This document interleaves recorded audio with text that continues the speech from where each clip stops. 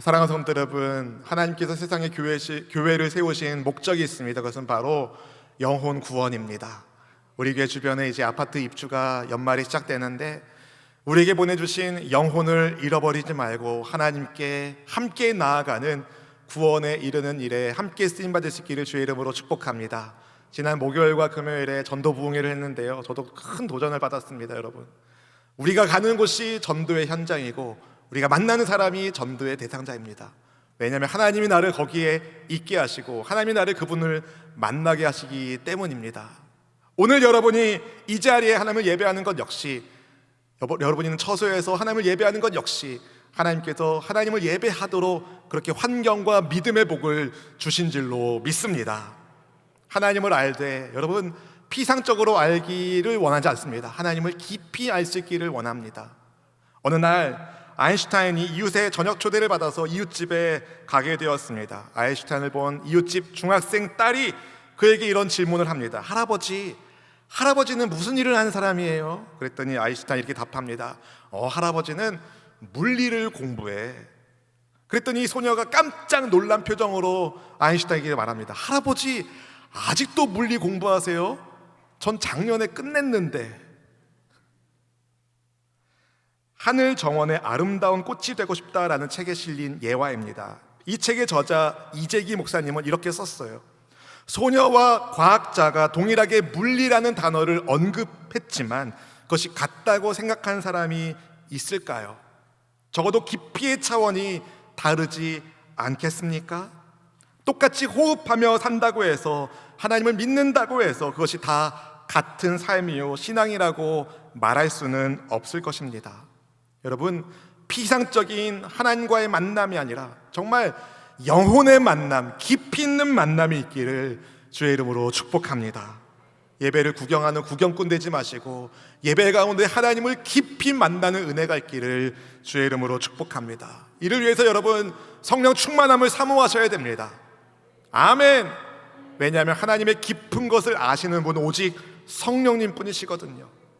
오늘 우리가 하나님께 드리는 예배가 영과 진리로 성령 충만하게 하나님을 예배하는 예배 되기를 소망합니다. 하나님을 만날 때 깊이 만나고 하나님을 알 때 깊이 알고 우리의 영혼의 중심 속에서 주님과 동행하는 삶의 예배자가 되는 은혜가 있기를 사모하는 마음으로, 우리 성령 하나님을 사모하는 마음으로 이 찬양 주님께 올려드리겠습니다. 주님의 성령 이곳에 임하소서. 주님의 성령 지금 이곳에 임하소서.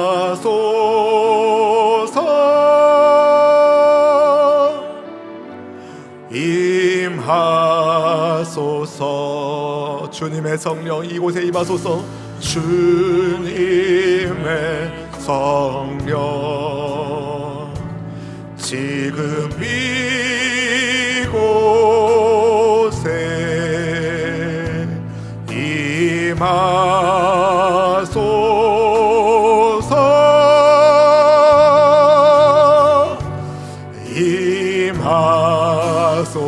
할렐루야. 주님 찬양합니다. 할렐루야, 할렐루야,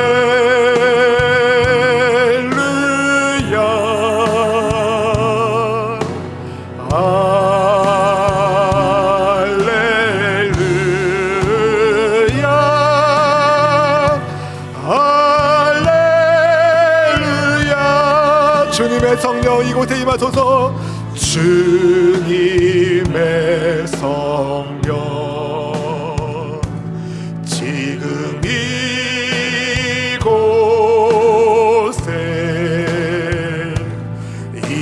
임하소서.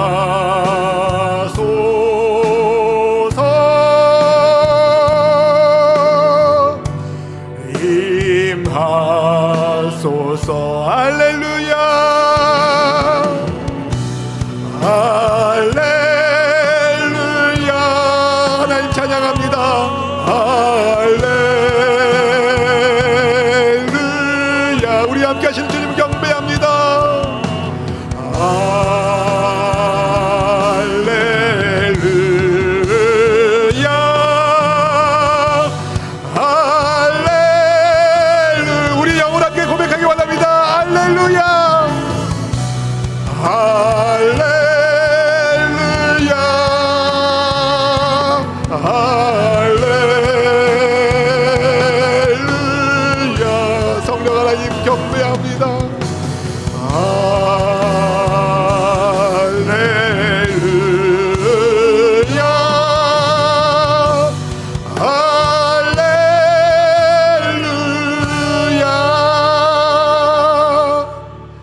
천하 만물이 다 하나님을 찬양해야 하는 거룩한 주일날, 하나님을 경외하는 믿음과 사모하는 심령으로 주님 존전에 주의 얼굴을 뵙기 위하여 하나님 앞에 나온 모든 믿음의 지체들, 하나님의 영광의 구름 안에 주님을 만나 뵙게 하여 주시옵시고, 삶에 무겁고 억눌린 모든 무거운 짐들이 다 벗겨지고 수고하고 무거운 짐진 사람들을 안식하게 하시고 평안하게 하시는 예수님과의 만남 속에서 다시금 세상 속에서 하나님 나라의 백성답게 살아갈 수 있는 힘과 지혜와 은혜를 얻게 하여 주옵소서. 한 주간의 삶 속에서 지치고 피곤한 몸과 마음 그대로 나왔습니다. 주님, 주의 백성들을 품에 안아주시고 하늘의 위로와 하늘의 충만한 은혜를 더하여 주시옵소서. 피곤하고 지친 심령들마다 야훼 하나님을 앙망할 때 주시는 새 힘을 허락하여 주시옵시고, 하나님과 함께하는 기쁨의 삶이 복되도록 인도하여 주옵소서. 이 시간 예배 현장마다 성령 하나님을 환영하며 인정하며 모셔드립니다. 피상적인 하나님과의 만남이 아니라 깊이 있는 주님과의 만남 속에서 참 소망의 은혜가 넘치도록 역사하여 주옵소서. 주님, 이 부족한 종을 기름 부으시고 제 입술 가운데 제단 숯불을 대어주셔서 오직 생명의 하나님 말씀이 온전히 증거되게 하여 주시며, 말씀 앞에서 우리가 함께 하나님의 백성으로 빚어지는 은총을 더하여 주옵소서. 모든 이름 위에 뛰어나신 그리스도 예수님의 이름으로 간절히 기도하옵나이다. 아멘. 할렐루야. 우리 앞뒤 잡아 이렇게 축복하겠습니다. 성령님이 힘주십니다. 성령님이 도와주십니다. 성령 하나님이 도와주시는 인생만큼 복 있는 인생이 없다고 생각합니다. 여러분 참 복 받으신 분들입니다. 근데 혹시 여러분 부족하다고 느끼진 않으십니까? 하나님이 내게 복을 주셨는데 부족하다. 그 부족함의 갈증을 누가 주는 것일까요? 요즘 전 세계적으로 선풍적인 인기를 끌고 있는 한국 드라마, K-드라마가 있습니다. 바로 넷플릭스에서 제작한, 그리고 전 세계에서 서비스하고 있는 드라마 오징어 게임. 저 어린 시절 오징어 게임을 했던 기억이 나는데 제 아내랑 딸은 잘 모르더라고요. 어쨌든 어린 시절의 게임들을 가지고 드라마를 만드는데요, 전체 장면을 다 보진 않았지만 몇 개의 영상 클립을 통해서 조금 알 수 있었습니다. 456억을 획득하기 위한 데스매치, 내가 살아야, 마지막까지 살아남아야 그 상금을 획득하는 죽음의 게임. 굉장히 잔인한 장면들이 많이 나오는데 어떤 신문 칼럼에서 오징어 게임이 작품 속에서 기독교를 비하하고 있다는 것을 알게 되었습니다. 예를 들어서 244번 참가자는 위기를 만날 때마다 하나님을 찾거나 다른 사람을 정죄하는 캐릭터입니다. 특히 그는 징검다리 건너기 게임에서 다른 사람을 밀쳐 죽이고는 자기가 살았다는 감사 기도를 드립니다. 제정신이 아닌 사이비 그리는 것처럼 저는 느껴졌습니다. 240번 참가자의 경우 자기 상처를 고백하는 장면이 있는데, 자기 아빠가 엄마를 살해했고 자기가 그 아버지를 죽였다고 밝히면서 자기가 죽인 그 아버지가, 자기를 성폭행하던 아버지가 직업이 목사라고 말합니다. 이런 사실을 알고 굉장히 마음이 불편했습니다.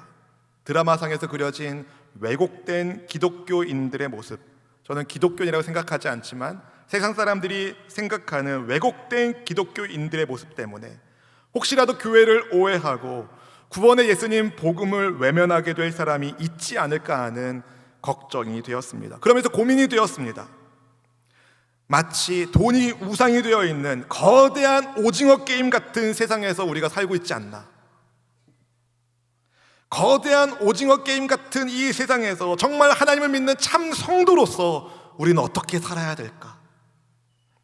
하나님은 하나님의 백성이 하나님의 백성답게 살기를 바라십니다. 지금도 그렇지만 미가 선지자 시대에도 하나님은 그러셨습니다. 그런데 하나님의 기대와 달리 하나님께서 택한 백성 이스라엘은 하나님의 성전을 우상에 산당되게 하는 우상 숭배의 죄에 빠지게 되었습니다. 그런 이스라엘을 하나님은 내버려 두실 수 없었습니다. 왜냐하면 내버려 두면 멸망의 길로 가기 때문에 이스라엘을 바른 길로 인도하시기 위하여 선지를 통해서 책망하시고 경고하셨습니다. 고난 중에 있는 이스라엘 백성, 자기들의 죄로 인한 고난 가운데 있었는데 이스라엘은 하나님께서 자기들을 돌아보지 않는다고 괴롭게 하신다며 하나님께 원망하고 불평합니다. 하나님을 오해하고 있었습니다. 그런 이스라엘에게 하나님이 이렇게 말씀하십니다. 오늘 본문의 3절 말씀을 같이 함께 읽어보실까요? 이르시기를 내 백성아, 내가 무엇을 내게 행하였으며 무슨 일로 너를 괴롭게 하였느냐? 너는 내게 증언하라. 네, 하나님께서 오죽 답답하시며 이런 말씀하셨습니까? 내가 언제 너를 괴롭게 한 적이 있느냐? 있다는 말씀이에요? 없다는 말씀입니까? 없다는 말씀입니다. 하나님은 이스라엘을 그런데 뭐라고 부르십니까? 내 백성이라고 부르셔요. 아무리 속썩여도, 아무리 아버지 마음에 상처를 줘도 자식이 자식인 것처럼 하나님은 이스라엘을 향한 사랑을 여전히 가지고 계셨습니다. 아무리 속썩여도 이스라엘을 향한 사랑을 거두지 않으시는 하나님께서 이스라엘에게 말하는 거예요. 내가 언제 너를 괴롭힌 적이 있느냐? 말해보라. 근데 간혹 우리도 이런 생각이 들 때가 있지 않습니까? 하나님이 나만 괴롭히는 거 아니야? 라는 원망의 마음이 찾아올 때가 있지 않습니까? 그런데 과연 하나님께서 하나님의 자녀들을 괴롭게 하시는 분이실까요? 아니요, 절대 아닙니다. 하나님은 하나님의 자녀에게 은혜와 긍휼을 베풀어 주시는 사랑의 하나님이십니다. 고난 중에 힘든 가운데 있을 때 다윗이 고백한 시편이 있습니다. 아주 힘들 때 야훼의 선하심을 맛보아 알지어다. 하나님은 하나님이 어떤 분이신지 이스라엘이 깨닫기를 바라셨기에 주께서 그들을 위하여 어떤 일을 이루어 주셨는지를 기억하게 하십니다. 오늘 본문의 4절 말씀을 같이 읽어보시겠습니다. 내가 너를 애굽 땅에서 인도해 내어 종노릇 하는 집에서 속량하였고 모세와 아론과 미리암을 네 앞에 보냈느니라. 아멘. 속량이란 단어는 값을 지불해서 노예를 자유인 되게 하는 것을 뜻합니다. 하나님께서 애굽의 노예로 종살이 하던 이스라엘을 값을 주고 구해 주셨다는 거죠. 이를 위하여 모세와 아론과 미리암을 앞장 세워 주셨습니다. 400년이 넘는 시간 동안 노예 생활하고 있었던 이스라엘 백성의 지도자가 어디 있겠습니까? 하나님께서 리더들을 세워주셨어요. 모세와 아론과 미리암.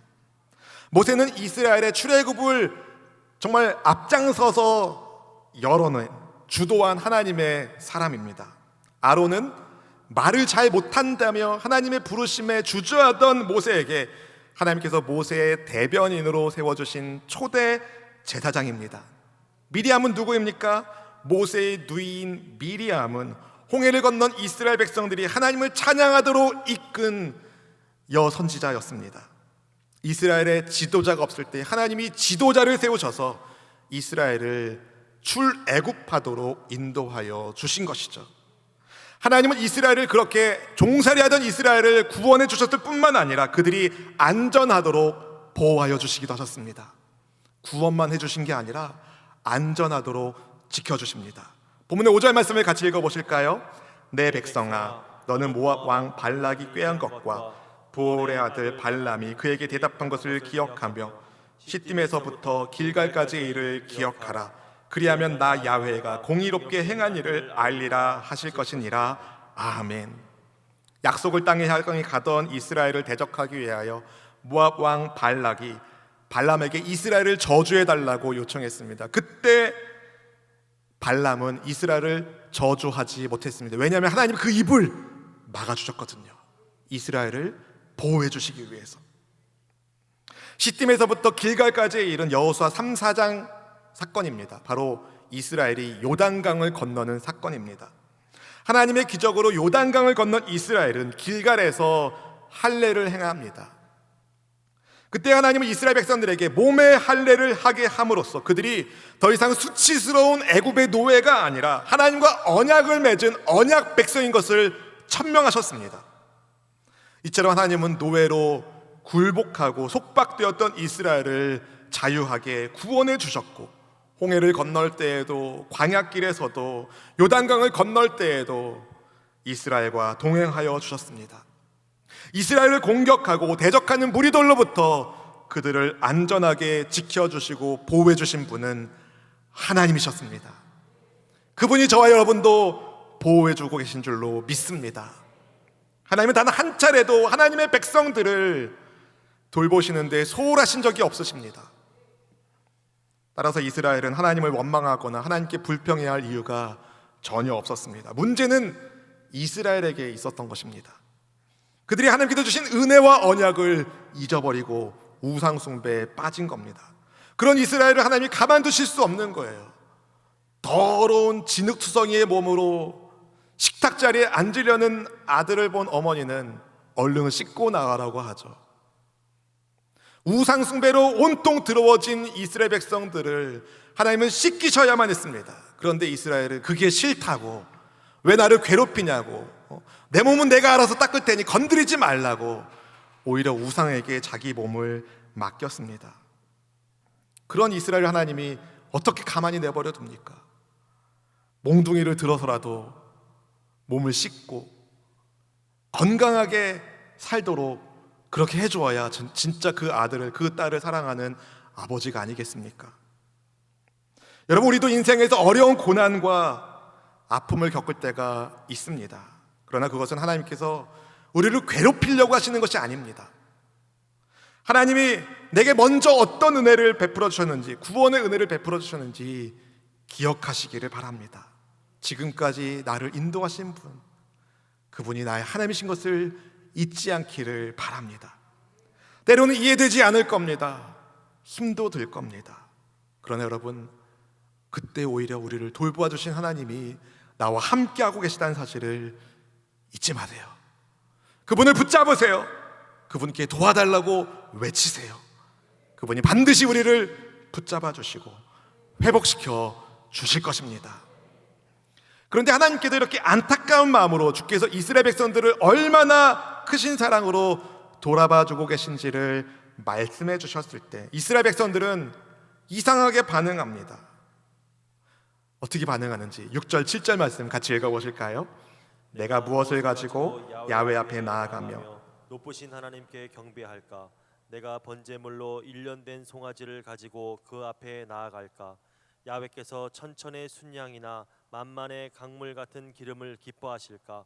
내 허물을 위하여 내 맏아들을 내 영혼의 죄로 말미암아 내 몸의 열매를 드릴까? 이거를 그냥 아무 생각 없이 읽으면 그냥 그런가 보다 넘어갈 수 있는데요, 이스라엘 백성들이 하나님에 대해서 얼마나 큰 오해를 하고 있는지 보여주는 이스라엘 백성들의 반응입니다. 1년 된 송아지는 구약 율법에서 하나님께 드릴 수 있는 최고의 예물 가운데 하나입니다. 그런데 아무리 최고의 예물을 드린다 한들 좀 과장해서 수천 마리의 양이나 수만의 강줄기를 채울 수 있는 올리브 기름을 드릴 수 있다 한들, 여러분, 영과 진리의 예배가 아닌 예배를 하나님이 어떻게 기쁘게 받으실 수 있겠습니까? 여러분, 자기의 허물을 용서받기 위하여 가장 소중한 제물인 아들을 불로 태워 바치면 하나님이 그것을 받으시겠습니까? 아니요, 천만에요. 오히려 이 같은 제사는 하나님이 엄격하게 금하신 인신공양 제사입니다. 우상 숭배 형식의 제사입니다. 또 내 몸의 열매로 내 영혼의 죄를 해결할 수 있겠습니까? 아니요. 죄사함은 오직 주의 은혜로만 얻을 수 있는 것입니다. 그런데도 이스라엘은 자기들이 생각하기에 1년 된 송아지처럼 가장 좋은 거, 아니면 정말 많은 양의 올리브 기름처럼 가장 많은 거, 아니면 자기 자식처럼 가장 소중한 거 하나님께 드리면 만족하시겠습니까? 이런 질문을 하는 겁니다. 우상 숭배자들이 생각하는 것처럼 그들은 어떤 제사 행위를 통하여 죄 문제를 해결하고 하나님을 기쁘시게 할 수 있는 거 아닌가라는 이상한 생각을 하고 있었습니다.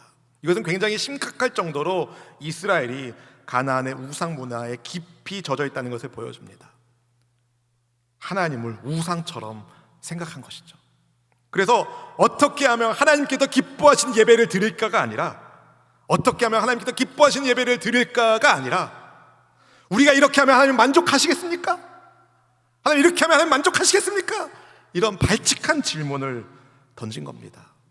이런 잘못된 생각에 하나님은 선지자를 통하여 정말 하나님께서 원하시는 것이 무엇인지를 알려주시는데요. 본문 8절 말씀 같이 함께 읽어보시겠습니다. 사람아, 주께서 선한 것이 무엇임을 네게 보이셨나니 야훼께서 네게 구하시는 것은 오직 정의를 행하며 인자를 사랑하며 겸손하게 네 하나님과 함께 행하는 것이 아니냐. 아멘. 사랑하는 성도 여러분, 하나님은 이스라엘이 정의를 행하며 인자를 사랑하며 겸손히 하나님과 동행하는 것을 바라셨습니다. 이것을 한마디로 정리하자면 하나님은 이스라엘이 바른 예배자가 되기를 바라신 겁니다. 왜 그렇습니까? 바른 예배가 예배하는 사람으로 하여금 예배 받으시는 하나님의 은혜와 하나님과의 언약을 기억하게 하기 때문입니다. 다시 말씀드릴게요. 바른 예배가 예배하는 사람으로 하여금 예배 받으시는 하나님의 은혜와 그분과 맺은 언약을 기억하게 만듭니다.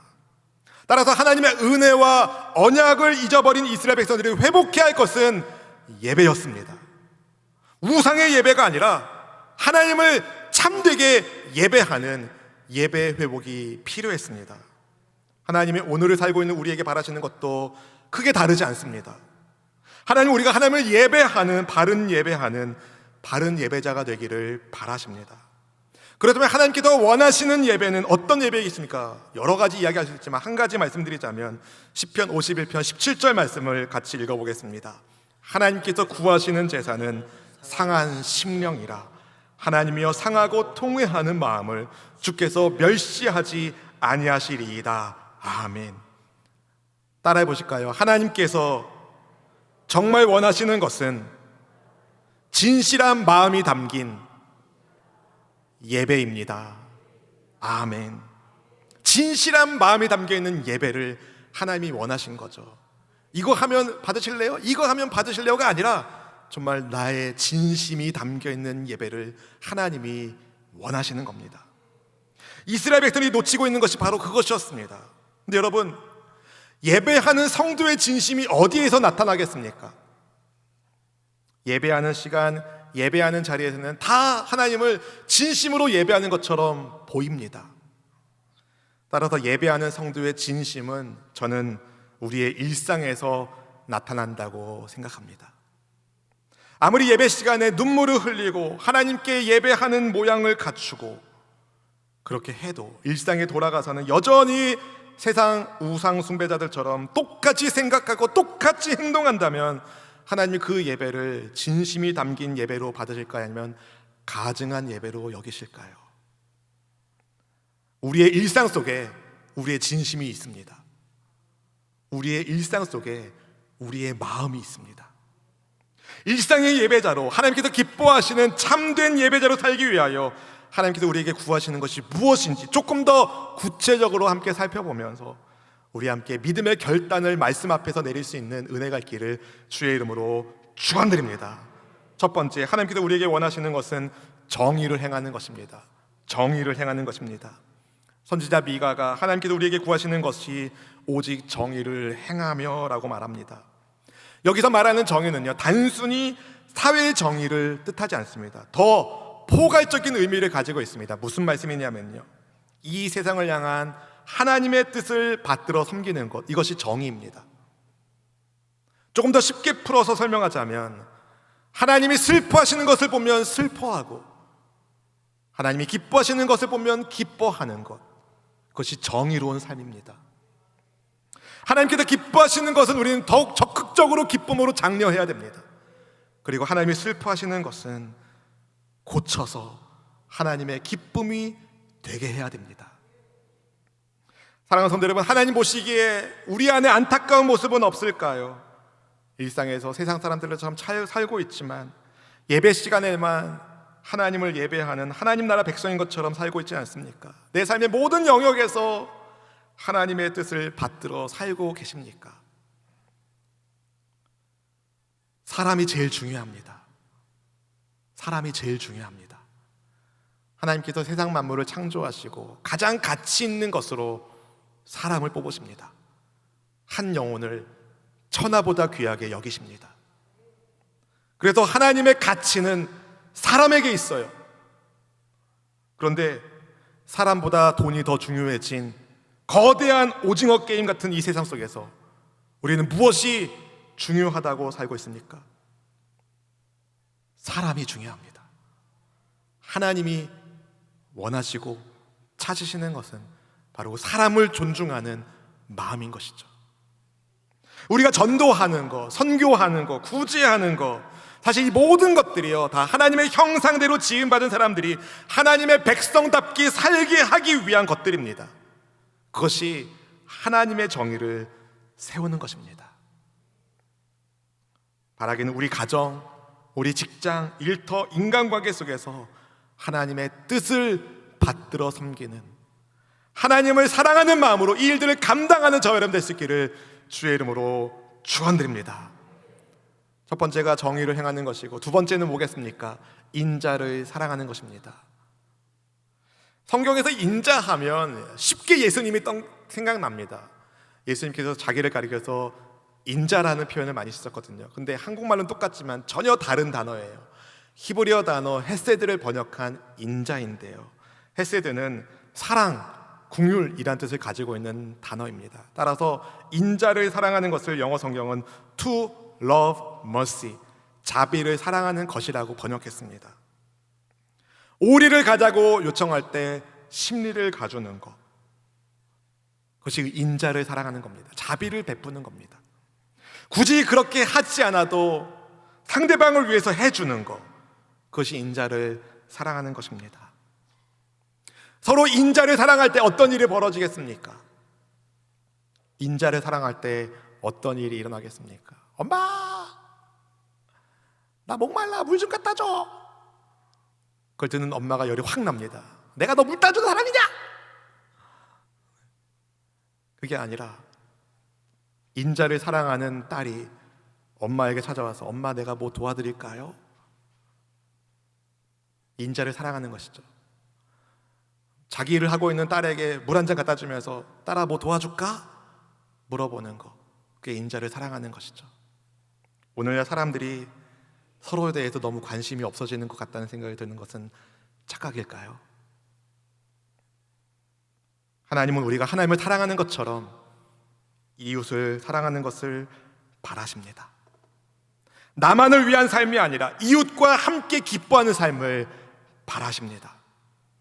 세상은 편을 나누죠. 내 편 아니면 적인데요, 하나님은 우리 함께를 말하십니다. 나만 잘 되는 것이 아니라 우리 함께 잘 되는 거예요. 우리 함께 잘 되려면 남이 잘 되는 것에 우리의 초점을 두어야 합니다. 드라마 오징어 게임의 244번 참가자는요, 나를 살리기 위하여 남을 죽이는 인생이었습니다. 결말이 어떻게 됩니까? 죽음으로 그 인생이 끝납니다. 여러분, 남을 살리기 위하여, 그런데 나를 죽이는 삶, 남을 살리기 위하여 내가 죽는 삶은요, 그도 살고 나도 사는 부활의 인생입니다. 이것을 보여주신 분이 바로 우리 구주 예수님이십니다. 그래서 부활의 주 예수님을 만나고 그분을 믿는 바울은 고린도전서 10장 24절에서 이렇게 썼습니다. 함께 읽어보실까요? 누구든지 자기의 유익을 구하지 말고 남의 유익을 구하라. 아멘. 남의 유익을 구하는 것이 여러분 이웃사랑을 실천하는 겁니다. 저는 우리 성도님들이, 우리 수원순복음교회가 인자를 사랑하기에 우리 지역의 시민들이 우리 교회 덕분에 많이 웃을 수 있기를 기도합니다. 인자를 사랑하는 우리 성도님들 덕분에 삶의 위기에 빠진 이웃들이 건짐을 받고 위로를 받고 예수님의 사랑에 푹 젖어 사는 생명의 사람이 되기를 기도합니다. 이것이 우리 하나님께서 우리에게 원하시는 인자를 사랑하는 것입니다. 정의를 행하는 것, 하나님을 사랑하는 것입니다. 인자를 사랑하는 것, 이웃을 사랑하는 것입니다. 하나님을 사랑하고 이웃을 사랑을 하면 세 번째가 중요합니다. 겸손히 나의 하나님과 동행하는 것. 한번 따라해 보실까요? 겸손히 나의 하나님과 동행하는 것. 이것이 하나님께서 우리에게 원하시는 것입니다. 겸손히 네 하나님과 함께 행한다는 말씀을 직역하자면 주의 깊게 신중하게 너의 하나님과 함께 살아가는 것이라고 번역이 가능합니다. 하나님은 이스라엘을 책망하시면서도 여전히 너의 하나님 야훼라고 말씀하십니다. 내가 남의 하나님이 아니라 바로 너의 하나님이라고 말씀하시는 거죠. 하나님이 왜 너의 하나님이라고 얘기하셨습니까? 너와 내가 언약의 관계 가운데 있다는 것을 말씀하시는 겁니다. 함께 하기를 원하시는 거예요. 이스라엘을 책망하시는 하나님은 그때에도 너의 하나님 야훼 함께 하기를 바람을 보여주신 것입니다. 동일하게 하나님은 우리가 하나님과 함께 하기를 바라십니다.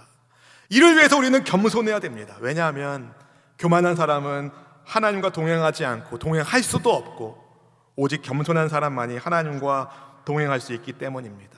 사랑하는 성도 여러분, 하나님과 동행하려면요 내가 하나님과 발을 맞추어야 합니다. 내 마음대로 아무데나 가면서 하나님 내 발걸음에 맞춰달라고 말씀드릴 수 없습니다. 내가 하나님의 발걸음에 인도하심에 따라야 합니다. 그분의 이끄심에 순종하는 것이 겸손하는 것입니다. 여러분, 매일매일 범사의 그를 인정하기를 원합니다. 범사의 주를 인정하기를 원합니다. 그분을 의지하기를 원합니다.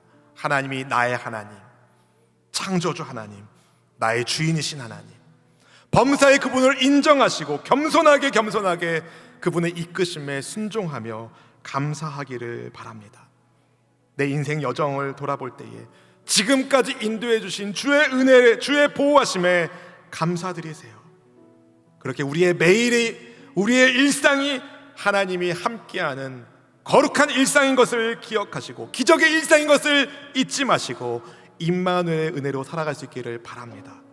그렇게 하나님을 사랑하고 이웃을 사랑하며 하나님과 동행하는 것이 일상의 예배자, 삶의 예배자, 하나님이 우리에게 구하시는 천국 백성의 삶인 줄로 믿습니다. 그렇게 주님의 기쁨이 되길 원하시는 분은 아멘. 그렇게 주님의 기쁨이 되기를 원하시는 분은 아멘. 주 나의 모습 보네 상한 나의 맘 보시네 주 나의 눈물 안에 홀로 울던 맘 아시네 주 나의 모습 보네 주 나의 모습 보네 상한 나의 맘 보시네 주 나의 눈물 안에 홀로 울던 맘 아시네 세상 소망 다 사라져가도 세상 소망 다 사라져 우리에겐 천국 소망이 있습니다. 주의 사랑은 끝이 없으니 살아가는 이 모든 순간이 주의 힘을 나는 믿네 주 사랑 내게 있네 주 사랑 내게 있네 그 사랑이 날 채우네 주의 내게 있네 그 은혜로 날 세우네 주 사랑 내게 있네 다시 고백하기 원합니다 주 사랑 내게 있네 그 사랑이 여러분을 채워주십니다 그 사랑이 날 채우네 주네 내게 있네 주네 내게 있네 그 은혜로 날 세우네 그 은혜로 날 세우네 입을 열어 고백합니다 세상 소망 사라져도 세상 소망 다 살아. 주님의 소망, 우리의 소망. 주의 사랑은 끝이 없으니 살아가는 이 모든 순간이 다 주의 힘을 나는 믿네. 세상 소망, 세상 소망 다 사라져. 우리에게는 천국 소망. 주의 사랑은 끝이 없으니 살아가는 이 모든 순간이 주의 힘을 나는 믿네. 사랑하는 성도 여러분, 살아가는 모든 순간이 주와 동행하는 은혜의 순간입니다.